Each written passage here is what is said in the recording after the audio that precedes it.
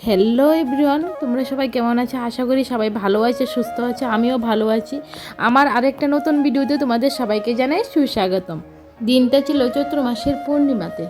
তো ওই দিনকে আমাদের বাড়িতে লক্ষ্মীনারায়ণ পূজা হইতেছে। আর তোমরা সবাই জানো যে আমাদের বাড়িতে প্রত্যেক মাসে লক্ষ্মীনারায়ণ পূজা হয়। তো ওই দিনকেও তাড়াতাড়ি করে পুরোহিত মাসে আয়ে পড়ছে। আর পুরোহিত মাসে আয়ে পূজাতে বইয়ে গেছে। তার এদিকে আমাদের ঠাম্মা, মানে আমার ঠাকুমা শাশুড়ি, তো ঠাম্মারে কইতেছে যে ফটো তুলুম তোমার, তো খুব সুন্দর করে বইছে। ফটো তুলতে অনেক শখ করে, ফটো তোলার খুব ইচ্ছা করে। তারপরে ঠাকুর মাসে পূজা করতেছে। আর এদিকে মাসিমণি প্রায় প্রত্যেক পূজাতে আই আমাদের বাড়িতে। তো সবাই মিলে এদিকে পূজা দেখতেছে। এদিকে কাকমণিও আছে, আমার বোনও আছে। কিছুক্ষণের মধ্যে আমাদের লক্ষ্মীনারায়ণ পূজা কমপ্লিট হয়ে গেছে। তো এরপরে আমরা সবাই মিলে অঞ্জলি দিতে হয়ে গেছি।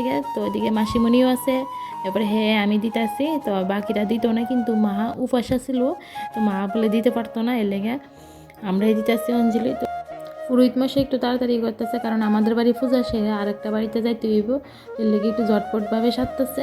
এরপরে আমরা লক্ষ্মীনারায়ণ পূজা কমপ্লিট হয়ে সারলে আবার আরও একটা পূজা করতে হইবে। আমরা তো ভিডিওটা তোমরা কন্টিনিউ দেখতে থাকো, তাহলে বুঝতে পারবো যে আমরা লক্ষ্মীনারায়ণ পূজা শেষ হলে আর কী পূজা করব।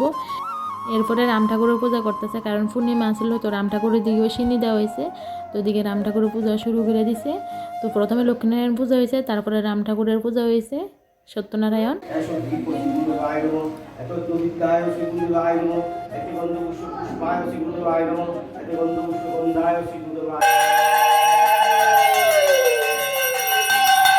ঠাকুরের আশীর্বাদে দুইটা পূজাই খুব সুন্দর হয়েছে, সুসম্পন্ন হয়েছে সুন্দরভাবেই।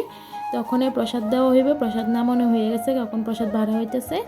তো ভিডিওটা এতটুকুই অবধি। তো ভিডিওটা কেমন লাগছে কমেন্ট করে জানিও। আর দেখা হচ্ছে পরের আরেকটি ভিডিওতে। তো সবাই ভালো থাকো, সুস্থ থাকো, টাটা।